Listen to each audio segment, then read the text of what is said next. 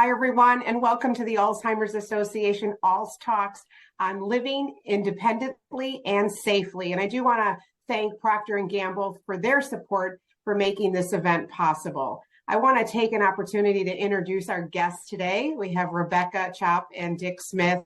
Rebecca is actually living with mild cognitive impairment, or MCI, due to Alzheimer's disease, and Dick is living with Alzheimer's disease. And they've been very gracious to join us today and share their stories and their experiences with independence and safety. So thank you both for joining me today. I really appreciate it. You know, in my role at the association, I've had a lot of opportunities to talk to those living in the early stage of the disease about what is most important to them. And without fail, the majority of those that I talk to say that their independence and kind of maintaining where they are today is most important for them, and their safety. And so for both of you who are living with Alzheimer's disease, how important is it for you to maintain your independence while living with Alzheimer's disease? Rebecca, I'm going to start with you first. Well, it is the most important thing. You're absolutely right. I mean, I think when you get that diagnosis, at least for me, the first thing I thought about was losing my independence. And I don't mean radical independence, living by myself. I mean, the ability to take care of myself, living with dignity, driving, all those kinds of things. I think it's a deep part of the sense of identity. Who wants to be totally dependent? So I think absolutely independence and dignity is an extremely important thing. And, I have MCI, so I am still fairly functional and independent, but there are things I can't do now. And each one, I grieve it, but I fight even harder then to keep my independence. Yeah, and I think what's so complicated, right, about Alzheimer's disease is that it affects each person differently. Progression looks different from person to person. And we just never know when you might have a challenging day and something may be more difficult to do, where the day before you were very independent with that task. And I do like, when you talk about dignity, because when you and I had talked before, I think it's something that a lot of people don't think about when they think about how it relates to independence. And I know that you had said you don't want to be a victim and you don't want to be dependent upon others. And so I think always having dignity kind of top of mind as we help those who are living with dementia is really, really important. Dick, how about you? As far as the importance of maintaining your independence and safety. I can say amen to what Rebecca said. I'll add, though, that I also felt I want to continue to be useful and relevant to people. Yeah. I feel I've been a leader in my church and in my profession.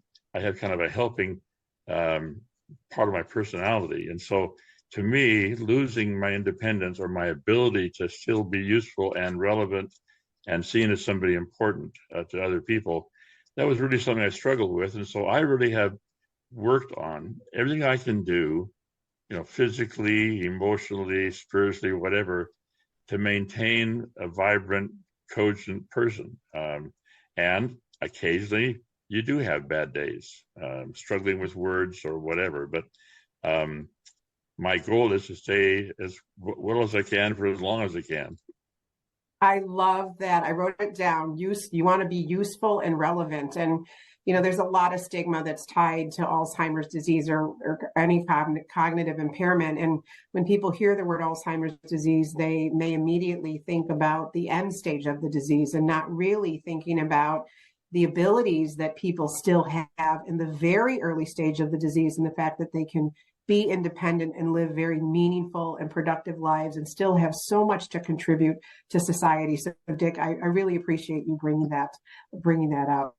Now, what strategies have you both used to kind of help you live more independent while staying safe, whether it's transportation, hobbies that you like to do, or just things that you enjoy on a day-to-day basis? Dick, I'll start with you. Found early on that I was having a hard time judging speed and merging traffic, and so I voluntarily gave up driving 4+ years ago.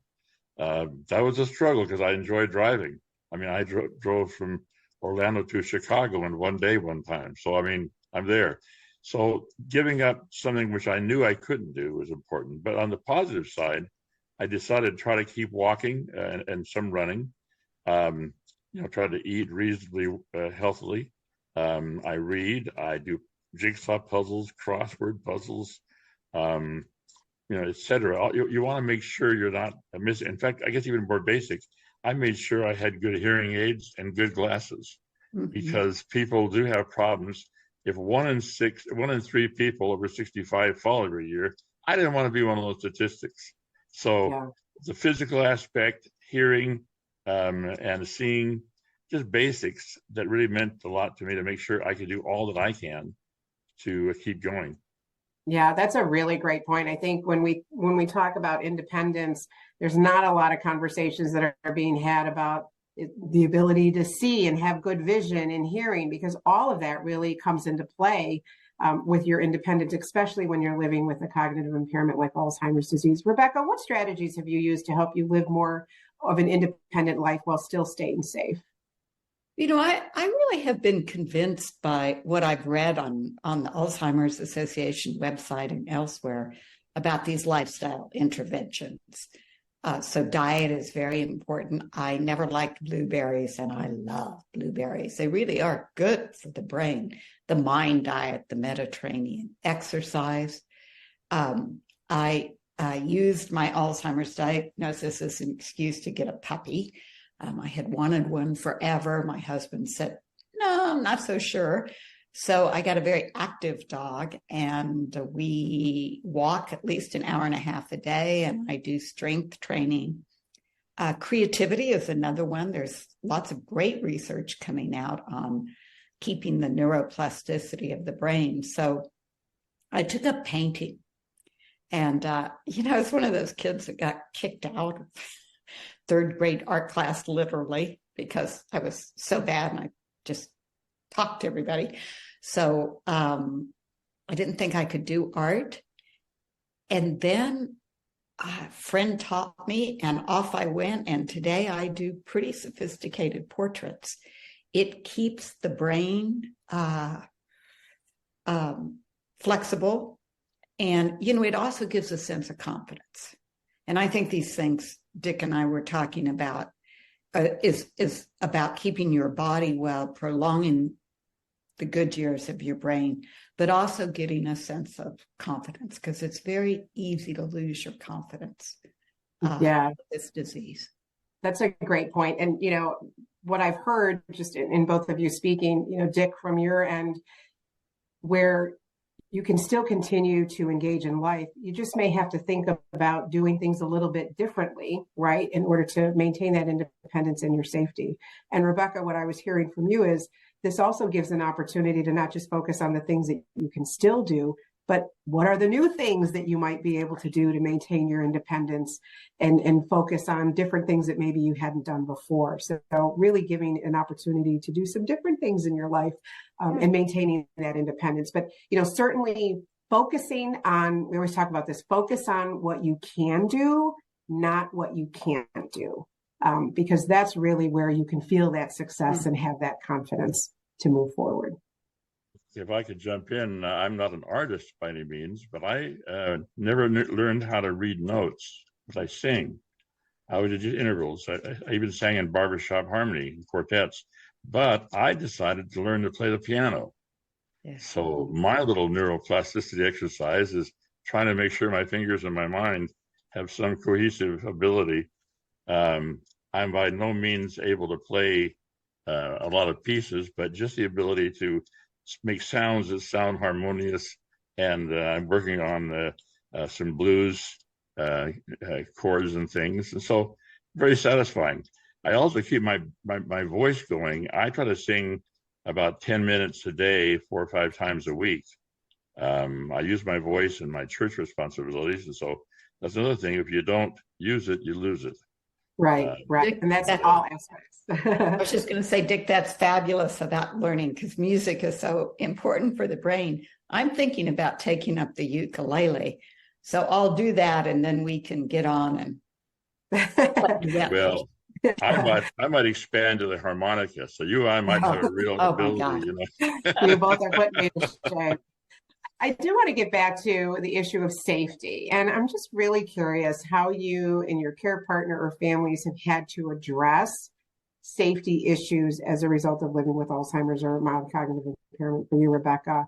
And what have you tried to do to minimize these safety concerns? I know driving, and Dick, you kind of touched on this, it's a big issue, especially in the early stage of the disease. So I'm curious, what are those issues that you've had to address with your family or your care partner? And, what have you done to try to minimize those issues? Rebecca, let me start with you. Well, first I want to say that the website of the Alzheimer's Association on safety is fabulous. I've looked at it several times, and I looked at it again this morning. And it's just a fabulous list. It makes you think of all sorts of things I hadn't thought about. Yesterday, I sold my car. So I can still drive a little bit, but we decided as a family that it was time for me not to be gallivanting around the city traffic. So, I sold my car yesterday, and that's okay. I'm focusing on what I can do. My husband used it as an excuse to get a new car. So there we go. One of the things I worry about, because I do walk so much, is losing my way, because that's a pretty classic Alzheimer's experience of getting lost. And I love to walk and hike, but I've, even long before Alzheimer's could have set in, I was known to get lost. So the dog I mentioned, I have trained him to bring me home within about a mile radius of my house. And we practice at least once a day. I go somewhere, I close my eyes, and he has to bring me home. I have an Apple Watch that my husband has access to. We don't have any throw rugs. I try to be very careful around a lot of mechanical equipment, because I paint. I also sand with a sander. So I try to make sure someone's around with me. I think it's just, having to think about that and anticipate is really important. Yeah. And Rebecca, can I ask if you're okay? Just, how did that conversation come about with your family about stopping driving? Because as I said, I know it's one of the most difficult conversations to have, and it's so closely tied with a person's independence, right? You just kind of jump in the car and you go wherever you want to go do whatever you want. And so I'm just curious if you could share. It really is a big sign of independence. I understand young people don't drive as much as they used to. Maybe it won't be for them, but for this generation, getting that first car, it's huge. So from the very beginning, my neurologist, who was just a wonderful neurologist, said to me, some point you're going to have to give up driving. And I'm going to start talking to you about that, because your husband shouldn't have to do it all. So she did, and I was aware of it, and I started watching the signs. I think for us, I started making noises that, maybe I shouldn't be driving in the city. My son, who's in his mid-40s, lives about 8 minutes away. He moved here from about an hour away, he and his wife, so they could be near us, because my husband also has some health problems. And at one point, I think we were just talking about cars, and I said, I think it's time, that I don't have a car. And clearly my husband and son had already talked about this, and they kind of had a plan. So, I would say having that neurologist, having an outside third party, anticipating it even several years ago, was extremely helpful. We didn't wait until I had a wreck. Yeah. Well, thank you for sharing that, especially, during a difficult decision that you and your family had to make. And Dick, I know you mentioned that you had to make that decision 4 years ago. So you've kind of been used to this kind of sort of, right, for the last 4 years. Can you share a little bit about your experience? What Rebecca said, my wife and I have an understanding that I will for the Oh, I'm sense for sorry. driving. There you go. We all have different styles. So literally most of the time I'm looking at my phone or doing crossword puzzles or reading, etc. So I'm not looking up and making decisions and trying to share where she ought to be or what she ought to do. We still struggle with that occasionally, but she reminds me lovingly that we agreed not to criticize her driving. So it has been a good adjustment. So I would say the caregiver also has to understand that their role will change as they take on more driving responsibilities.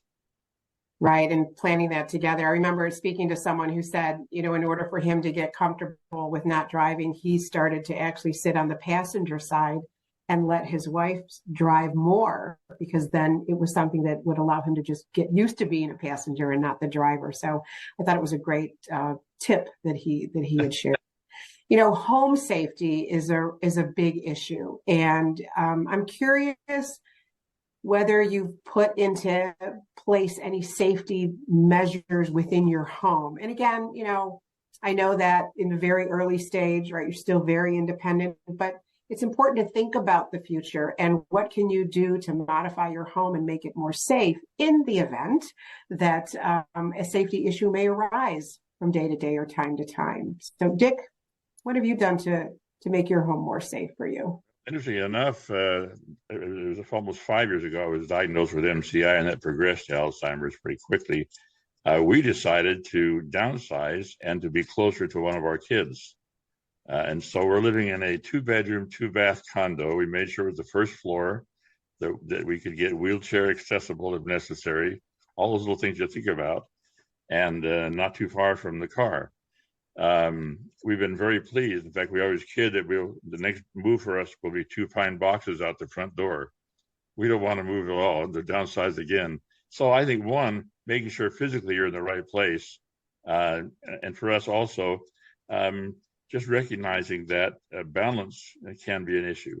Last year, to add to my excitement, I was diagnosed with Parkinson's, which of course could be other problems with balance and gait and so on and so forth. So we make sure, obviously you mentioned throw rugs, you mentioned other things. We just try to make sure that we are being prudent. We always good night lights. We come in the door and there's a light immediately. We can turn on there so you can see the rest of the house or the entrance. So little things like that just make sense. And you mentioned walking earlier, Rebecca. I'm always carrying a phone with me. Pam insists wherever I am that I have a phone, so I could call her or she could call me if I don't happen to appear at the right time someplace. I remember you also mentioned to me you put grab bars in the shower to help you, which can certainly help with balance as well. Exactly. You think now, oh, I'm okay, but relatively speaking, when you put the grab bars in, we said, wow, I don't know why we didn't do this earlier. It's just a nice assurance that you are not going to lose orientation. And obviously, if you fell and hit your head or broke a hip or a shoulder, that really complicates life for a lot of people. So we're trying to make sure we stay vertical, not horizontal. Yeah. And Rebecca, you shared with me some modifications, some things that you've done to kind of help you be independent with cooking in the kitchen. Can you talk a little bit about some of the measures you've put in place? Sure. One thing is that I rarely use a stovetop. We have a gas stovetop. So I really have shifted to air fryer or Instapot because they're much safer. So I think using appliances that are much safer and much quicker, and kind of back to the why didn't I do this earlier? I mean, they're great appliances. So I think that's one thing. We also, Fred's in charge of all the medications. So if I had to be in charge, I would either not take them or take them 3 times. And either is very unsafe. And they're up high now, although eventually we may have to make them more safe, because I think medications can be an area of great danger.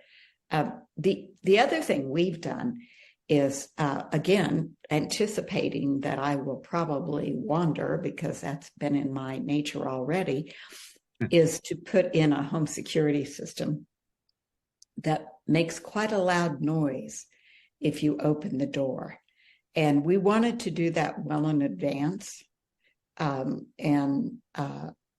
So I think there is no way I could get up. My husband's hard of hearing, so I could get up and wander around. I don't think he'd hear me. I know there are bed alarms. We haven't done those. But he will always hear that very loud door alarm if I ever sneak out. And it's so complicated to turn on and off. I couldn't do it now. Yeah. I think what's pretty remarkable with both of you is that you've demonstrated the understanding of really thinking about your safety in home well in advance of something happening where it's a crisis situation.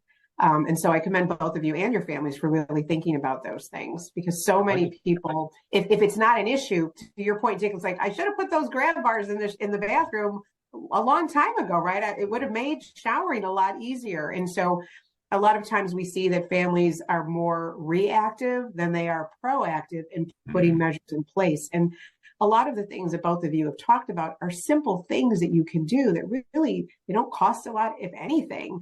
And it's really just knowing what you can do to implement safety measures in your own home. And, at the Alzheimer's Association, we've been really fortunate with Procter Gamble, who helped us and supported us in the development of a home safety checklist.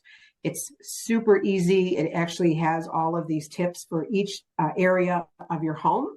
And it gives suggestions on things that you can do to address potential safety issues, and some tips to be able to minimize those safety risks. So for the audience, if they go to alz.org/safety, they'll actually get to our safety center, Rebecca, which you touched on, that just has a wealth of information, but also has the home safety checklist that you can download and walk through your home and check each of the rooms.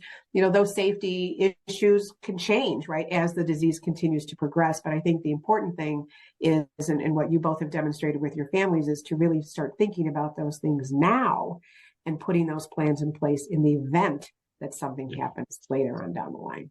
Monica, if I could add some things to what Rebecca said, we wanted to make sure that Pam, I still fill my own pill boxes, etc., but she now has an understanding of what are morning pills, what are afternoon pills or evening pills, and it's posted. You realize if one of us fell or needed to have the paramedics, the first thing they ask you are what medicines you're on. So Pam could quickly just grab a list off the inside of our cupboard and know exactly where I stand with medicines. And along with that, she set an alarm on her phone for 9 o'clock in the morning. If I haven't taken the pills by then, or I say I've taken my pills, she will go over and make sure she looks and sees that I indeed took those pills. And the same with an evening 6 o'clock alarm. It may sound childish, but at least we know that she can check on me, because I sometimes think that I've done something and I haven't. Sequencing and time kind of get a little weird. Yeah, and those are such simple things to do. And it's really about just establishing a new routine to ensure your safety. And, Dick, it's not a little thing in that when we're talking about medications that can have interactions and there could be serious side effects of not taking a medication, all of these simple tips that you're talking about can be critical and almost life-saving in some instances, depending upon what those medications are. So I appreciate you sharing that. I do want to make sure that we touch on the topic of communication.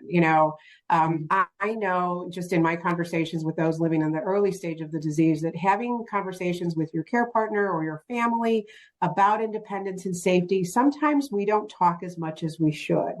And so I'm just curious, and it sounds like both of you have had the ability to have good communication with your family.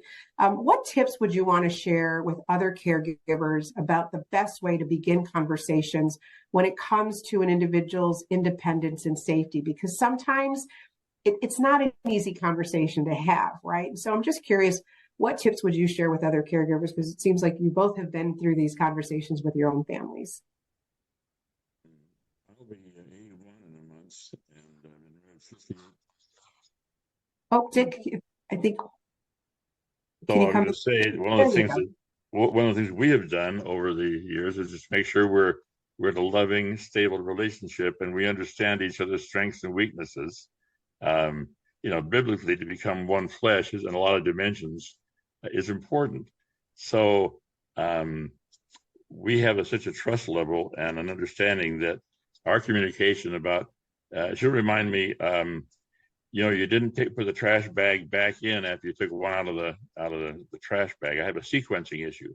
So just little simple things like that to make sure when I take the dirty trash out, I put a bag in right then, solves the problem. It may sound stupid to some people, but it's an example of where sequencing or just being able to do something on a repetitive basis makes sense to have somebody actually talking and sharing with you where you are and what you need to do. So I take it as a loving and valuable asset to our marriage, not something where I think I have to be independent to the point of being, obstreperous and not cooperative. Yeah, I think I remember you saying something about you have to negotiate with your care partner, right? Like this is something that you have to do on an ongoing basis, especially because we're talking about a disease that's progressive in nature. Yes, absolutely. Rebecca, how about you? What tips would you want to share based on your own experience with your husband and your family as far as the best way to kind of begin these conversations as they relate to independence and safety?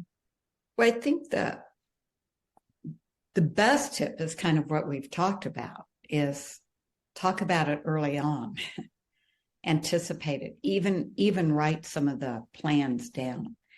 I mean, you can't let it dominate your life, and you certainly don't want to have it dominate the relationship. This can be a wonderful time in the relationship with your family and friends, so you can't like every day talk about it, but make it part of the ongoing conversation. And I think for caregivers, I'd go back to the word dignity. I'd try to anticipate those discussions about safety with a sense of dignity, wanting to preserve your independence, want to preserve your dignity. How do I do it? I mean, caregivers have my heart goes out. I mean, I think I really would rather be the one with Alzheimer's than be the caregiver of one with Alzheimer's. I mean, that sounds pretty bad, but what a hard job. I mean, not too long ago, I left my credit card somewhere. And my husband does our finances. He really enjoys doing them. I probably could still do them, but, that's fine. He likes to do it. And, it's bothersome because we all know people get in financial trouble with Alzheimer's. So he got pretty upset and kind of thought maybe I shouldn't have a credit card. And, we negotiated. We talked about it. He recognized my dignity, but I recognized his anxiety and fear. So I think to stay attuned to the emotions that both are feeling, because there are going to be issues, and sometimes this one kind of came out of the blue for us. Sometimes you can't anticipate them all, but you can always remember anxiety, fear, dignity, and love. And if I could add, we have a sense of humor about all of these things. Yeah. For example, I'm prohibited from being on a step stool or a ladder. We use the word prohibited, but we love to understand that because of balance and where I am, whatever. Now, as some of you know, in Florida, we had a hurricane quite a bit north of us, and our church sends groups up there to help muck out houses and things. I love using a chainsaw. We talked about it. One, I probably couldn't go because it's too hot and it would be unhealthy. But two, I wouldn't be able to use a chainsaw. So we literally said, well, maybe at 81, it's time to hang up the chainsaw. And it becomes kind of a reminder, yes, we agreed. And yes, we're trying to make sure we're mutually able to function. And you go from there. Yeah, communication is key. I know for caregivers, they may never know. I remember someone saying, a care partner, she said, I never know when to lead. I never know when to step back, and I never know when to stand beside to help. And so having that ability to communicate with each other, to be open and honest, to negotiate, as you had mentioned, try to anticipate, what are the issues that may come about when it pertains to independence and safety. And then I remember one of you saying, begin to start saying someday when this happens, or when I'm no longer able to drive, or when it becomes more difficult for me or unsafe for me to cook. what will that look like, right? So that you can start having those conversations very early on and be part of that conversation so that your care partner and your family know how to approach you and what you would want to have happen when the time comes that task becomes no longer safe. So, and I'm so glad you keep adding the word family, because I think, not everyone has large families or even smaller families. And yet for those of us who do, I think this should really be family conversations. So it's not on simply your spouse's burden to remember everything or do everything. I think if you can extend that to your kids or your siblings or something, it's really important. And it's a good, I think one of the things that those of us who are very independent have to learn is to accept the kind of gracefulness of others helping us. Yeah. So you also could say giving them the that opportunity. part of that negotiation and acceptance is recognizing that if your care partner doesn't want to drive long distances or 2 or 3 times a day to different places, we even have a situation where occasionally I'll take an Uber to and from an appointment. Big deal, a few dollars, if you will. And that makes it a win-win if we need to. Going to kids' soccer games, the ones that are home versus away, we go to the ones that are home. Away might be too far. I'd love to be there every soccer game, but the reality is we're going to negotiate to make sure that we have a win-win. After 58 years of marriage, you learn that that's a very good way to keep your marriage sound and thriving. Yeah, and everybody happy, right? Well, listen, thank you, Dick and Rebecca, so much for joining us today and sharing your personal experiences and your stories to really help others. We really appreciate it. I do want to make sure everyone knows if you need more information about safety, please go to alz.org/safety for our safety center. And again, you can download our home safety checklist through Procter Gamble. And I do want to thank them again for supporting us and being able to provide this ALZ talk. Thanks, everyone, and have a great rest of the day. Take care. Take care. Bye.